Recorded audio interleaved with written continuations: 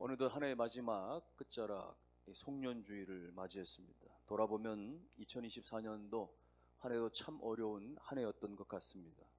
언제라도 한 해를 돌아보면 한 해의 끝자락에서 올 한 해 정말 쉽게 왔다, 잘 달려왔다, 이렇게 자부하며 말할 수 있는 해가 별로 없었던 것 같은데, 유독 2024년 올해는 너무나 많은 사람들이 힘들고 지치고 또 고통스러운 시간들을 견디느라 애써 온 것 같습니다.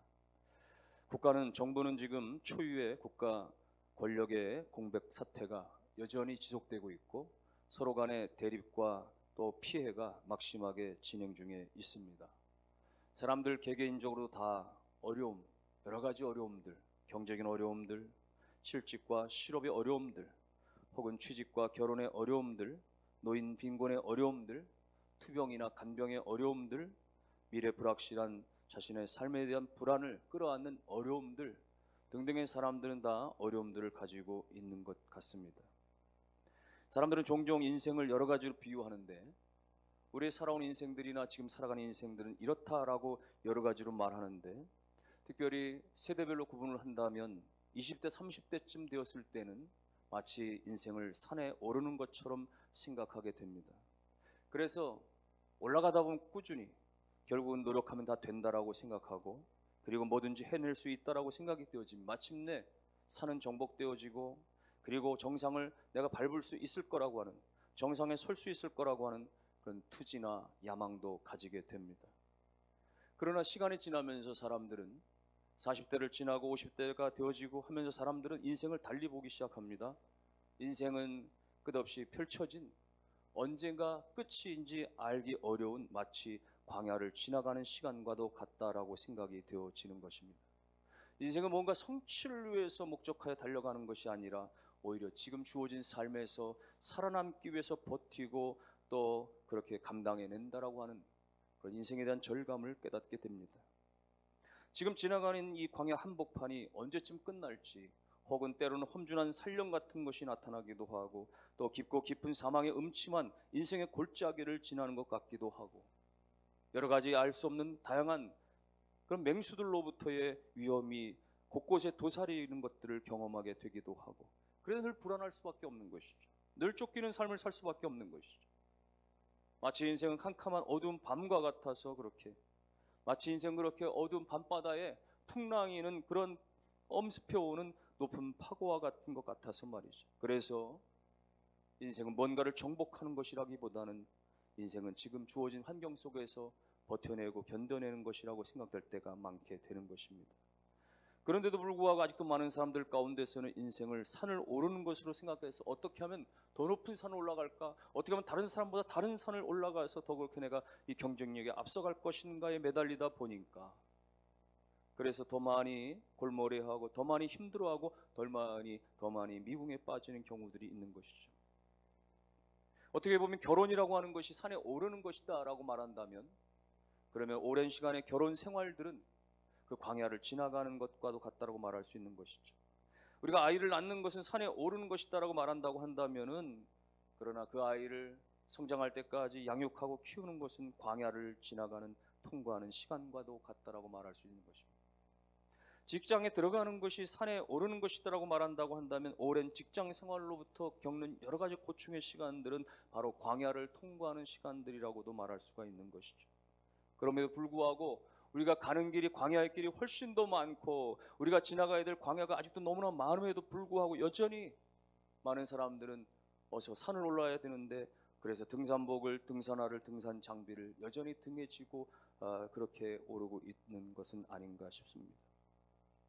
만일에 우리의 삶이 훨씬 더 오를 산보다는 내가 지나가야 될 광야가 훨씬 더 많다라는 사실을 일찍만 좀 깨달을 수 있다고 한다면, 우리는 더 높은 산을 오르기 위해서 그렇게 발버둥을 치지 않을 것이고, 더 빨리 오르려고 그렇게 다른 사람들 때문에 비교하면서 그렇게 우리가 스트레스를 받지 않을 수도 있는 것인데, 지금 내가 처해진 이 광야 같은 이 인생의 시간들 가운데 내가 어떻게 생존할 것인가, 어떻게 내가 더 극복하고 이겨낼 것인가, 여기에 더 우리가 골몰할 수가 있을 것이죠.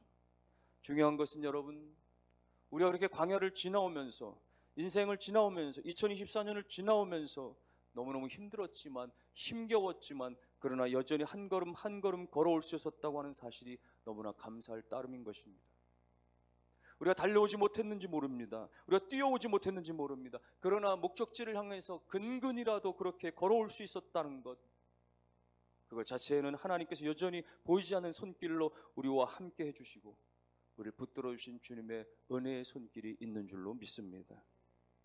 이제 한 해의 끝자락에 서면서 우리가 하나님께서 베풀어 주신 은혜들, 때로는 내 욕심이 앞서고 내 실수 때문에 잘못했던 일들도 떠오르고, 때로는 열심히 했던 것들과 나름대로 행복했던 그런 감사했던 일들도 떠오르고, 이렇게 한 해 동안에 우리가 그렇게 뒤안을 돌아보면서 여전히 잊지 말아야 될 것은 분명코 그 모든 것들 가운데, 좋았던 것이든 그렇지 않았던 것이든 잘됐든 못됐던 것 가운데 모든 것에서는 하나님께서 우리와 함께 하셨다라고 하는 사실인 것입니다.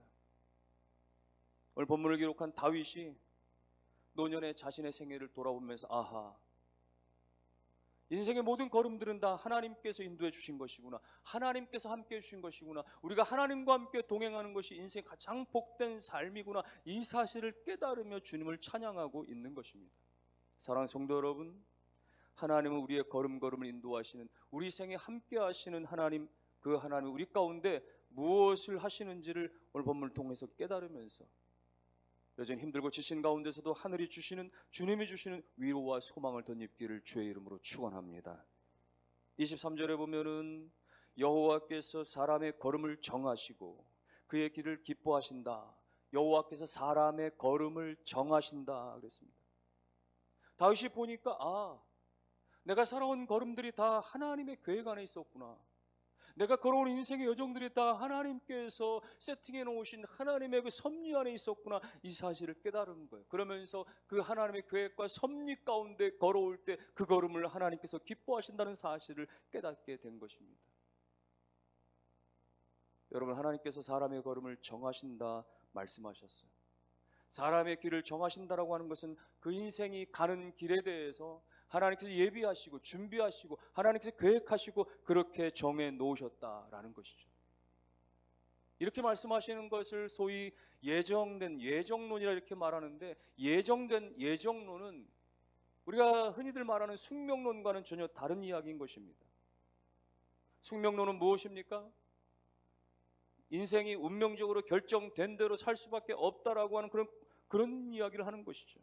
그 결정된, 그 작정된 길로만 가는 것이 다라고 얘기하죠. 그래서 소위 사주팔자를 본다라고 하면 말이죠, 8개의 그 숫자 안에 사람들은 다 정해져 있어서 그것이 사업이든 건강이든 뭐 연애든 뭐 다 그렇게 되어진다라는 식으로 이야기를 하는 것이죠. 정해진 대로 산다. 만일 여러분, 하나님께서 이런 숙명론자들이 말하는 것처럼 그렇게 사람을 그렇게 못 박아 두고 정해 놓으셨다면 사람 마치 로봇과 같은 존재가 되고 말 것입니다. 사람 마치 무대 위에서 각본대로만 움직이는 그런 연기자에 불과할 것입니다. 로봇은 프로그램대로만 움직이는 것이죠. 무대 위에 그런 이 연기자들은 말이죠, 결국은 대본대로 각본대로만 움직여지는 것이죠. 그러나 여러분 생각해 보세요. 로봇이 죄를 범할 수 있습니까? 그렇지 않아요. 로봇은 프로그램대로만 움직이는 것이에요. 프로그램을 어기지 못하는 것입니다. 행동하지 그렇게 할 수가 없어요. 로봇이 어느 날 갑자기, 예를 들어서 청소기 로봇인데 말이죠, 청소기 로봇이 어느 날 갑자기 말이죠, 내가 빨래를 좀 하겠다고 그렇게 달려드는 경우가 있습니까? 로봇 청소기가 어느 날 갑자기 내가 장을 좀 보겠다고 밖으로 나가는 경우가 있습니까? 로봇은 프로그램이 고장은 날 수 있지만 자기 뜻대로 그렇게 행동할 수 있는 것은 아닙니다. 아무리 인공지능 로봇이라고 할지라도 설정된 범위 안에서 움직일 뿐인 것이죠. 그러나 인간은 다릅니다. 인간은 하나님께서 자유의지를 주셨기 때문에 하나님의 뜻을 가르쳐 주셨지만, 하나님께서 그 길을 정해 주셨지만, 그런데도 불구하고 그걸 거절할 수 있어요. 내 뜻대로 내 의지대로 나아갈 수 있는 것이죠. 하나님과는 전혀 반대로, 하나님 원하시는 반대의 길로도 갈 수가 있는 것이죠. 그렇기 때문에 하나님이 말씀하시는 그 예정론은 숙명론처럼 정해진 대로 그렇게 간다라고 하는 그런 논리와는 전혀 다른 것입니다. 그렇다고 해서 하나님의 예정론은 어떤 결정론과도 다른 것입니다. 결정론이라고 하는 것은 무엇일까요? 뭔가 결과는 반드시 원인 때문에 이루어진다, 이렇게 말하는 것이죠. 이런 원인이 있으니까 이런 원인을 가지고 있는 사람은 그 인자 때문에 결국은 이런 결론으로 도출될 수밖에 없다라고 하는 거예요. 부모가 어떤 그런 그 신체적인 어떤 유전자 조직을 가지고 있기 때문에 자녀 때는 반드시 그렇게 나타날 수밖에 없다라고 하는 결정적인, 지금은 가난한 상황이니까, 지금은 열악한 상황이니까 그래서 이런 불합리한 결과가 나올 수밖에 없다라고 하는 그런 식의 논리들, 뭔가 내가 과거에 잘못한 일이 있기 때문에, 실수한 일이 있기 때문에 지금 그런 결과가 나온다라고 하는, 여러분 100이면 다 100이면 다 그렇게 되는 것입니까? 가난했기 때문에 이런 결과가 나온 것입니까? 뭔가 실수했기 때문에 반드시 이런 실패가 온 것입니까? 반드시 그렇지만은 않은 것이죠. 그래도 불구하고 사람들은 이렇게 뭔가 이유가 있기 때문이라고 생각하기 때문에, 그래서 뭔가 어려운 일이 생기면, 뭔가 문제가 생기면 내가 뭐 전생에 지은 죄가 많다는 등, 혹은 내가 지은 죄가 많아서 그렇다고 그렇게 얘기할 경우가 많은 것이죠. 여러분, 그러면은 죄가 없는 의인들이 당하는 고난은 도대체 무엇이겠어요? 대대로 말이죠, 몇 대를 걸쳐서 말이죠, 천벌을 받을 만한 사람들이 여전히 인생이 잘 풀리는 이유들은 무엇이겠습니까? 정직하게 살려고 애쓰는 사람들이 오히려 고난을 받는 것은 어떻게 이야기할 수 있겠어요? 결정론적인 그런 설명도 잘못된 것입니다. 그러면 하나님께서 사람의 걸음을 정하셨다라고 하는, 하나님께서 사람의 인생의 걸음들을 정해놓으셨다라는 이 예정론의 말씀을 어떻게 우리가 이해하면 되겠어요? 그건 하나님께서 모든 것을 섭리하신다라고 하는 의미로 받는 것입니다. 잠언 16장 9절 말씀 보면 이렇게 기록됐습니다. 사람이 마음으로 자기의 길을 계획할지라도 그 걸음을 인도하는 자는 여호와시니라. 사람이 마음으로 자기의 길을 계획합니다. 하나님께서 자유의지를 주시고, 하나님께서 창조를 주시고, 하나님께서 우리 가운데 여러 가지 기능들을 다 부어주셨기 때문에 우리가 누구를 선택할지, 어느 학교를 선택할지, 혹은 무슨 길로 나아갈지 우리가 그렇게 취사 선택할 수 있는 그 권한들과 기회들을 허락해 주셨죠. 그런데 그것까지도 하나님께서 다 허용하시면서 하나님께서 그 걸음을 인도해 가신다는 거예요. 사람이 마음으로 이렇게 저렇게 계획하지만, 그래서 결국 그 인생이 걸어갈 수 있는 모든 걸음을 인도하시는 이가 하나님이시다. 마치 이것은 어린아이를 손에 잡고 거리로 나아가는 어머니, 부모와의 같은 상황입니다. 산책을 하는 것입니다. 아이가 뭐 꽃을 보기도 하고, 또 여러 가지 어떤 그런 풀숲에서 놀기도 하고, 부모가 다 허용을 하는 거예요. 그 아이가 노는 것들에 대해서 흙을 만지고 모래를 만지고 다 허용을 합니다. 그러다가 차가 가까이 올라가면 차를 막아서서 아이를 보호해주고, 강아지나 이런 것들이 달려들고자 할 때 또 보호해주기도 하고, 그렇게 아이의 뜻대로 그렇게 하루 종일 그렇게 산책을 하고 놀이를 하고, 결국 안전하게 그의 손을 잡고는 저녁에 집까지 귀가하는 것. 그것이 어떻게 보면 하나님께서 우리 가운데 사람이 마음에 계획을 두고 그렇게 걸음을 걸어가고 하지만은 그 모든 인생의 걸음들을 다 하나님이 지키시고 보호하시고 인도해 주셨다라고 하는 말씀인 것입니다.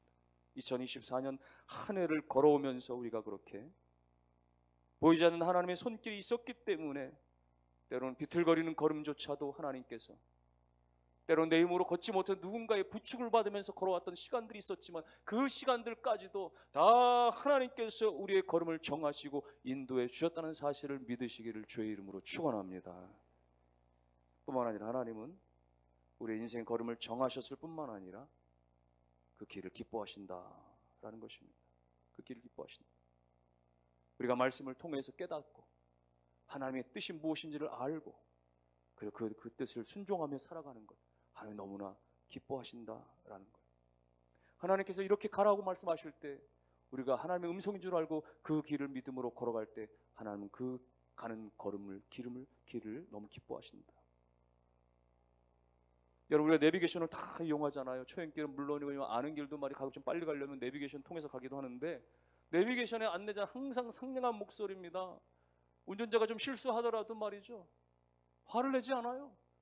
뭐 한 번이 아니라 두 번, 세 번 계속 반복해서 틀려도 경로를 이탈하였습니다, 경로를 재탐색합니다, 경로를 다시 시작합니다. 단 한 번도 화내지 아니하고 몇 번을 틀려도 항상 친절하게 새로운 경로를 가르쳐 주죠. 마치 하나님이 우리 가운데 그렇게 우리 가운데 길을 가르쳐 주셨습니다. 이렇게 나아가야 하기를, 이렇게 결정하기를, 이렇게 선택하기를, 이 길로 나아가기를 하나님이 가르쳐 주시는데 우리 마음 가운데는 우리의 생각이 더 앞서고 우리의 욕심이 앞서다 보니까 다른 길로 갑니다. 하나님이 틀렸다라고 말씀하십니다. 다시 새로운 길을 또 가르쳐 주십니다. 그럼에도 불구하고 또 따라가다가 또 우리가 샛길로 빠지기도 하고 따르는 척하다 또 내 마음대로 가기도 하고, 그럼에도 불구하고 수없이 하나님은 그 어떤 경우에도 우리 가운데 화를 내시거나 당장에 우리 가운데 심판하시는 것이 아니라 여전히 친절한 음성으로 새로운 길을 가르쳐 주시고 또 다른 길을 알려주시고 그러시는 것이죠. 물론 하나님도 인격적인 하나님이시기 때문에 우리 가운데 오래 참으시지만, 오래 인내하시지만 얼마나 마음 아파하시겠습니까? 그래서 로마서 8장 26절에 보면은 성령이 말할 수 없는 탄식으로 우리를 위하여 친히 간구하신다라고 하는 표현을 하고 있는 것입니다. 우리가 마땅히 빌바를 알지 못할 때 성령께서 우리를 위하여 친히 탄식하심으로 간구하신다라는 것. 여러분, 기왕에 우리가 인생의 길을 걸어갈 때 하나님께서 그 길, 걸어가는 그 길이 하나님의 뜻 가운데 걸어가서 기쁨의 길이 되어야지, 우리의 생각대로 자행자재하여서 말이죠, 하나님께 탄식이 되어지는 걸음이 되지 아니하도록, 혹여 걸어온 걸음들 가운데는 하나님의 탄식에 그렇게 있어진 걸음들이 많이 있었다 할지라도 우리 이후의 걸음들이 하나님이 원하시는 뜻대로, 기뻐하시는 그 뜻대로 나가서 여러분의 걸음마다 하나님이 기뻐하시는 귀한 은혜의 역사가 있기를 주님의 이름으로 축원합니다. 하나 더 말씀드리면 24절 말씀 보십시오. 그는 넘어지나 아주 엎드러지지 아니하면 여호와께서 그의 손으로 붙드심이라 그랬습니다. 넘어지지만 아주 엎드러지지 아니하시는 것이 그의 손으로 붙들어 주심이라. 여기 넘어진다라고 하는 단어가 있고 엎드러진다라고 하는 단어가 있습니다. 넘어진다라는 건 마치 미끄덩하고 말이죠, 넘어져 버리는, 벌러덩 눕게 되어지는, 그래 잠시 넘어졌게도 다시 일어날 수 있는 상태를 말하는 것이고, 여기 엎드러진다라고 하는 것은 완전히 내동댕이 쳐져가지고 말이죠, 다시 일어나기가 곤란한 상태를 말하는 것이죠. 마치 복싱 경기 가운데서 선수들이 싸우다가, 복싱을 하다가 말이죠, 넘어지는 경우가 두 가지입니다. 하나는 다운당해 넘어질 수 있고 하나는 완전히 KO 당해서 넘어지는 거예요. 미끄러져서 다운당할 수 있습니다. 한 대 펀치를 맞고 다운도 당할 수 있습니다. 그러나 심판이 보기, 이거는 슬립 다운이니까, 이것은 뭐 그렇게 강력한 게 아니니까 다시 재개할 수 있다. 일어나서 시간 주고 다시금 재개시키는 거죠. 그러나 KO는 끝나는 거예요. KO는 누워진 채로 다시 못 일어나는 겁니다. 설사 선수가 일어났다 할지라도 심판은 판단하고 게임을 종료시켜버리고 마는 것입니다. 여러분, 이와 같이 오늘 24절 말씀이 그는 넘어지지만은 아주 엎드러지지 아니하면, 이 말씀 무엇입니까? 우리가 인생을 살아오면서 여러 가지 넘어질 수 있다는 것입니다. 다운당할 수 있다는 것입니다. 그런데 완전히 KO 당하지는 않게 하신다라고 하는 것이죠. 사탄의 유혹에 우리가 넘어가서 넘어올 때가 있습니다. 품지 말아야 할 마음을 품을 때가 있습니다. 하지 말아야 할 말을 할 때가 있습니다. 그래서 넘어집니다. 그래서 여러 가지 넘지 말아야 될 선을 넘기도 하고, 그래서 자신을 향해서 후회도 하고 실망도 하고 하나님 앞에 고개조차 들지 못할 때도 너무나 많습니다. 넘어지는 것들이죠. 어떨 때 우리의 마음이 넘어집니다. 우리의 마음이 낙심되어집니다. 하나님 앞에 기도하는 시간이 이렇게 많은데도 불구하고 왜 여전히 요원합니까? 왜 여전히 내 소원은 들어주지 않습니까? 내 마음이 절망되어지고 낙심되어지는 겁니다. 나름대로 나는 봉사도, 나름대로 나는 헌신됐는데 열매가 나타나지 않는 것 같아요. 목장에서, 주일학교에서 나름대로 수고했는데 결실이 없는 것 같아요. 누군가 나를 알아주기는커녕 오히려 뒤에서 수군수군거리는 것 같아 너무 속상하고 절망이 됩니다. 나름대로 내가 이렇게 준비했는데, 나름대로 이렇게 추진해왔는데, 그런데 그것이 잘 결과가 안 나오는 것 같고 무산되는 것 같고, 그래서 정말 낙심되어질 때가 있는 거예요. 교회만 그렇습니까? 회사에선 그렇지 않습니까? 가정에선 그렇지 않습니까? 너무너무 괴로운 거예요. 그래서 어떨 때는 얼굴을 부여잡고 서럽게 울기도 하는 것입니다. 여러분, 한 해를 지나오면서 그런 시간들은 없었습니까? 너무 힘겨워서 내가 그만 내려놓고 싶어진다, 떠나고 싶다, 그만두고 싶다, 포기되고 싶다 라고 그렇게 통곡하고 싶어진 때는 없었습니까? 왜 나만 이렇게 문제가 되어지는 것인지 그렇게 알 수 없는 가운데 말이죠, 숨을 제대로 쉬지 못할 정도로 가슴이 먹먹하고 아프고 견딜 수 없어서 그렇게 가슴을 쥐어짜며 울었던 적은 없습니까? 그러나 여러분, 기억할 수 있어야 됩니다. 그 모든 순간에, 그 모든 상황 속에서 우리가 그렇게 넘어져서 힘들어 고통하지만 우리가 아주 엎드러지지 않는 것은 하나님께서 넘어질 즈음에 우리의 손을 붙잡고 계시다라고 하는 사실인 것입니다. 우리로 하여금 인생 가운데 강력한 펀치를 맞고 때로는 인생이 여러 번 미끄러져서 넘어질 때가 있지만은, 그러나 그럼에도 불구하고 완전히 KO 당하지 아니하도록 주님께서 붙들어 주셔서 다시 일으켜 주신 것, 넘어질 뻔했는데 붙들어 주시고, 아니 넘어졌는데도 불구하고 하나님 넘어진 나를 그렇게 하나님께 붙잡아 일으켜 주셔서 다시 힘을 주시고 다시 일어날, 다시 걸어갈, 다시 달려갈 힘을 더하신 주님이신 것입니다. 2024년이 그렇게 주님의 손 때문에 여기까지 이끌려 올 수가 있었습니다.